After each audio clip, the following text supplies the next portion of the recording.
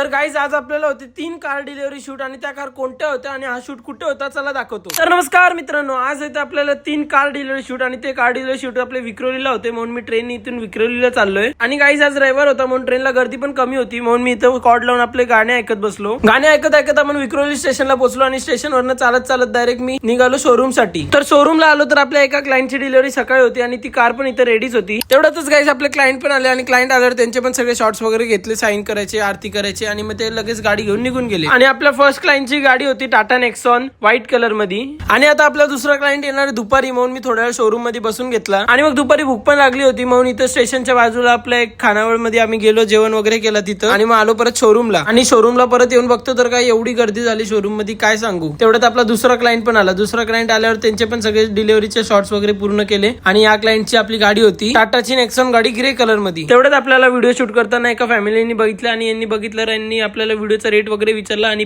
यांनी पण video final केली। आणि या कस्टमरची गाडी होती टाटा पंच। यांचा शूट कंप्लीट झालाच होता, तर आपले तिसरे क्लायंट पण आले, त्या तिसऱ्या क्लायंटचे पण सगळे शॉट्स वगैरे घेतले। आणि या क्लायंटचा आपला स्वभाव खूप चांगला होता, असं मी का बोलतोय कारण की या क्लायंटने आपले व्हिडिओ वगैरे बघितले आणि आपलं खूप कौतुक केलं। आणि या कस्टमरची गाडी कोणती नव्हती तर आपली टाटाची फेमस नेक्सॉन गाडी होती। आणि आपल्या दिवसाचा लास्ट शूट कंप्लीट केला आणि मी ट्रेन पकडून सरळ निघालो घरी जायला। आज रविवार होता म्हणून ट्रेन मध्ये गर्दी पण कमीच होती। तर हा होता आजचा आपला व्लॉग। आवडला असेल तर नक्की लाईक करा, कमेंट करा, शेअर करा, सबस्क्राईब करा।